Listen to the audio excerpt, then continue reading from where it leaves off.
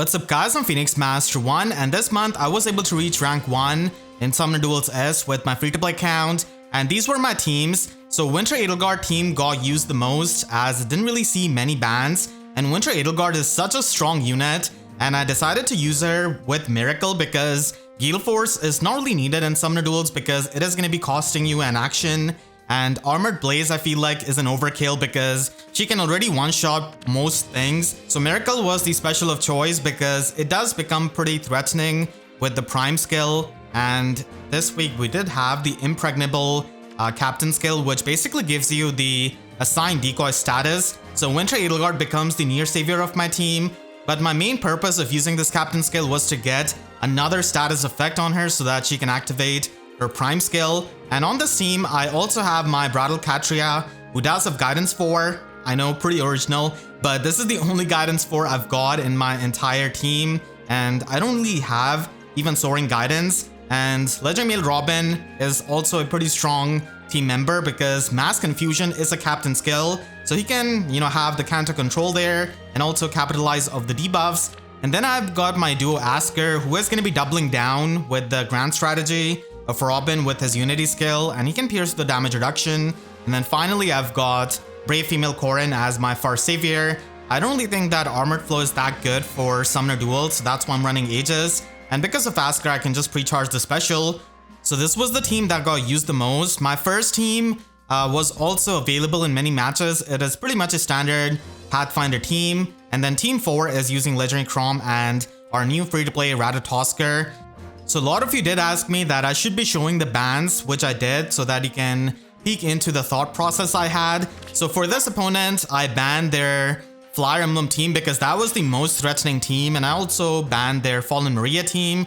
So they ended up using their Brave Marth team, and this Brave Marth is pretty invested with Prime and Special Spiral 4, and he's +6 merge, and they also have the support of Veyle and Brave Robin, also Heidr.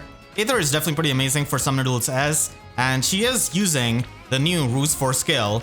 And then they also have Rearmed Tana for the Guidance 4. So mainly on this map, the opening is to make sure that I can get everyone in the zone, and then I can try and break the obstacles so that we can try and teleport across the wall by having one of the units be over here. And I do have Guidance on Katria. As you can see, I've set up my Winter Edelgard perfectly here so that she can teleport as soon as Katria takes the position. So I use my duo skill of my duo Askr. Duo skills are always really good for Summoner Duels for, stalling and also just for seeing what the opponent does. So I'm gonna just swap place with my Katria, and now I can teleport with my Winter Edelgard across the obstacle. And Winter Edelgard just one-shots their Brave Marth. And this is why Winter Edelgard can be really threatening, because many of the double action units usually don't have the bulk to survive the enemy phase, and they're just going to be dying, like Gulfik for example, and they need to be covered by some kind of Far Savior unit. She does have her Miracle charged up, and they're going to be having to waste their action with Heidr, and that is not even going to be enough to kill her. And I do have another action now because of Raging Tempest, so I can get rid of their Veyle. And even though Brave Robin takes out my Winter Edelgard, it is still too late, and Duo Askr can just jump in with Guidance 4 and take care of Robin. And this Rearmed Tana is definitely not getting past the Far Savior of this team with Brave Female Corrin. So that was the match against Brave Marth. For this match, I decided to ban their Winter Edelgard team because she was being supported by Young Eliwood, and I didn't really want to fight that. And also their Legendary Female SDS team, where she had a ton of support, and there was also Duo Byleth. So they ended up using their Legendary Female Alear team, and this team is going to be having Duo Thorr and also the support of Gatekeeper to block any kind of warping, which is pretty good because Guidance 4 and Soren Guidance is really common. And they've got double assigned decoy because Brave Soren does make Gatekeeper into a Far Savior, and their Impregnable skill makes Legendary Female Alear into a Near Savior. And this Gatekeeper is pretty invested with Deploy skill, and their Soren does have the counter control, and then Duo Thorr also has a lot of investment with Soren Guidance, Sabotage attack resistance, and also even Death Blow Echo skill. So warping is not on the table from the turn 1 because Gatekeeper is going to be blocking that. I decided to use my duo Askr's skill and just pre-charge the specials and everything because I need the special of Corrin to be pre-charged. And because their Gatekeeper is their far savior, I can just attack him with my duo Askr. And because of the Grand strategy and attack defense unity stacking, he gets insanely powerful, especially with the true damage of his slot in slot B skill. So I just killed their Gatekeeper, and now I can just warp with my Guidance 4 on Bridal Katria. So it does open that up, but they're going to be getting their captain kill on my Askr. But because I have the triangle attack, I can just revenge kill their Alear with my Robin. And they use their duo Thorr to just get rid of all of my status effects, including the orders buff. But they can only get rid of the Guidance 4 teleportation, and their Gatekeeper is gone now. So Yunaka is going to be attacking Corrin here. She's not able to kill Corrin because of Aegis, and she can only counter out because of counter control. So that is fantastic, and having Nia Trace on your Guidance 4 unit can really help you. So I can just position my Bridal Katria in a way that I can attack with my Winter Edelgard and take care of 2 units on their team. And then they just have Duo Thorr left, who's not really going to be getting past my Far Savior or living through Winter Edelgard. So they just decide to surrender.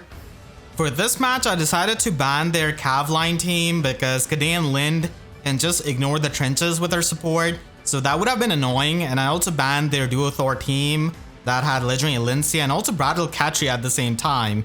So they ended up using their Askr team, and they're using Askr with Impregnable Captain skill. So he becomes the near savior of the team, and they don't really have any kind of far savior on their team, but they do have Legendary Myrrh to block any kind of warping.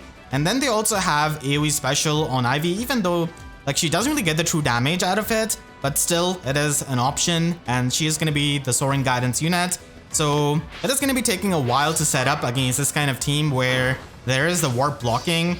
I would, just take the warp blocking matchups, because the warp blocking that we have got right now with Legendary Myrrh and Gatekeeper, they're not really all that threatening as a unit, like in the combat. So I'm just setting up as of this moment with my team, and they do have the duo skill of their duo Ymir that they're just going to be using to stall. And that's definitely one of the things that turns off many people, because duo skill and harmonic skills are huge in Summoner Duels. So they're going to use that to stall just to see what I do. And I'm just going to be making my way for my Robin to kill their Legendary Myrrh so that I can just activate my teleportation. So Robin is going to take care of Myrrh, and then they're going to be stalling with the duo skill of their duo Chrom, and I'm going to be setting up the terrain. I actually dropped back my Edelgard and sacked my Bridal Katria here because it was important to kind of bait them out into attacking if they do that. And even if they don't, then Edelgard would have been able to teleport using the Guidance 4. So it was a win-win situation for me, and now I can just go and attack their Askr, who's the near savior, and I would have gotten the triangle attack even if I did use the Guidance 4. So Edelgard just takes out their Askr, and then I just take out Ymir. They're going to be getting the first move, and I don't really have the terrain set up, so AoE specials are going to be doing a number on Corrin because of her resistance, but still it is not really enough for Ivy to actually kill her through the combat, and then Edelgard can just kill their duo Chrom and finish off their team. For this match, I decided to ban their Brave Violet team because I didn't really want her to have something like pre-combat damage and be annoying with Ascended Zed and his insane AoE damage. And I also banned their Legendary Elincia and Brave Seliph team because Legendary Elincia can just be parked behind one of the pillars, and then Brave Seliph can go to town with his Canto 2 and also retreat. So they ended up using their Legendary Veronica team, their first team, and this is actually a +10 Legendary Veronica. So yeah, she's extremely invested with the merges, but she's not the most threatening range unit. And I do have a fast Far Savior in my Corrin, so I'm just going to be setting up and also pre-charging the special. And I'm going to be doing the same thing as before, where I can just swap places with my, Bridal Katria and make sure that everyone can teleport using Guidance 4, and especially Winter Edelgard with her Miracle. So I do that, and everyone is available to warp. Winter Edelgard is going to be taking one of the kill on their Edelgard, and they just surrender because I would have just killed their Gullvig as well. And their Legend Veronica cannot safely attack Edelgard because my Edelgard is solo, so Veronica's sweep skill is not going to be activated.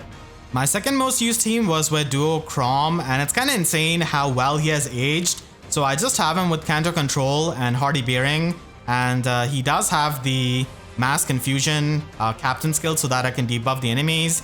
Winter Cordelia is also there because she's an Awakening unit and she can give the Treachery status to Chrom whenever I activate her Harmonic skill. And then Gatekeeper is there for blocking the movement. Also have Canto Control on him, so this team has got double Canto Control. So even if one of them dies, there's still going to be another unit left there to block the Canto.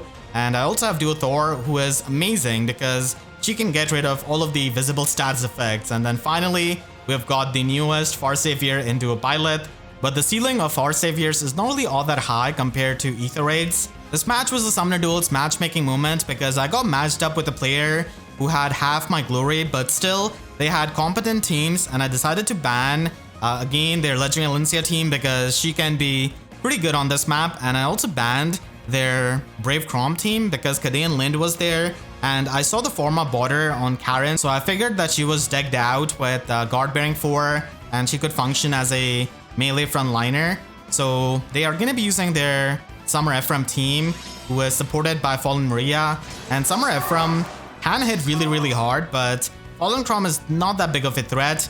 And same can be said for Fallen Maria and Yuri because Violet can easily tank them. So even though I don't really have any kind of guidance for on this team or Soren guidance, I can still, try and block out the warping of the enemy because of, Gatekeeper, and because I had all of my units in the zone, I was able to get the zone point. And now everyone does have the dual strike status. So I decided to use my duo Thor's duo skill so that I could just get rid of the status effects on them. And now with the AoE special, she can just nuke the Fomortes with the dual strike effect, of course. And they do move their Yuri, who got hit by the AoE special, so he can only survive against Gatekeeper and then they surrender. For this match, their team 1 was an insta-ban because it had duo Thorr with Winter Edelgard, Brattle Katria, and also Winter Dimitri. And then their team 3 had Brave Marth as the raid boss, who was being supported by Legendary Female Alear, likely had, Special Spiral. But they're a big Marth fan, and even their second team, which they decided to use with Fallen Maria, it does have a plus 10 Legendary Marth. Unfortunately, Legendary Marth is not really as good as he used to be in Summoner Duels, back when we got this game mode, because even though he can stack up a lot of stats, the nukes nowadays are just so insane that they can still kill him. And he is their near savior because of the Impregnable Captain skill. I just used my Thor's duo skill to get rid of their status effects, and then I just push on with the threat range of my team, and I kill their Fomortes with my duo Thorr. Marth actually goes pretty low HP as well, and even though they can kill my duo Thorr, I think she has served her purpose by using her duo skill and, just nuking one of their Far Saviors with the AoE special. And now it's going to be pretty hard to break through duo Violet because they just have a 1 HP Legendary Robin and also Fallen Maria, who is still going to be dying to the Null Counter Disrupt. So I just pick up the kill on their Fallen Maria as they surrender after that. For this match, I banned their Wind Tribe Claw team with Legendary Yunaka, and even though Spring Maria is pretty old, I didn't really want to face a near save Spring Maria with a Unity skill that is stacked up with the grand strategy of Legendary Male Robin. So they ended up using their third team, which did have Gulvig and also Ninja Zelgias. And their Halloween female Corrin is actually plus 10 Myrrh and decked out with Counter Roar 4, which is definitely better than Dragon's Wrath 4 that she comes with. So she's plus 10 with the finish skill and also Distant Counter Dragon. Ninja Zelgias is also pretty nice, but his charge movement does get stopped by my Gatekeeper. So I'm just setting up on my turn 1, making sure that I can have all of my units in the zone. And they actually start by breaking the obstacle with Corrin. And I am able to kill this plus 10 Corrin with my duo Thorr here. So the dual strike status from Winter Cordelia coming into the play with that Brave attack. And their Corrin is just gone, the plus 10 Corrin. Ninja Zelgias does come here, and I had to use my duo skill to actually kill this Ninja Zelgias because he's so bulky. So dual strike with duo Chrom does get the job done with the Deadeye, and now duo Violet can pretty much checkmate their team. So he's just going to be able to live through Yuri, and even with the pre-combat damage of Gulvig, she's not really going to be killing Violet. So the Byleth is going to be able to live. And Gulvik is not the best unit for Summoner Duels purpose, despite her cavalry movement. So that was mainly the showcase of Winter Edelgard with Miracle, and also do a Byleth, I guess, as the Far Savior, being really solid for my third team. So I hope you all enjoyed this video. If you did, then make sure to leave a like and a comment, helps tremendously. And if you really enjoyed, you could always support me directly by using super thanks down below or by becoming a YouTube member. And for more FEH videos, make sure to subscribe and hit the notification bell, because YouTube sub boxes are about as functional as Impregnable Scale on turn 1. So with that said, I'll see you guys next time. Thank you so much for watching and have a great day.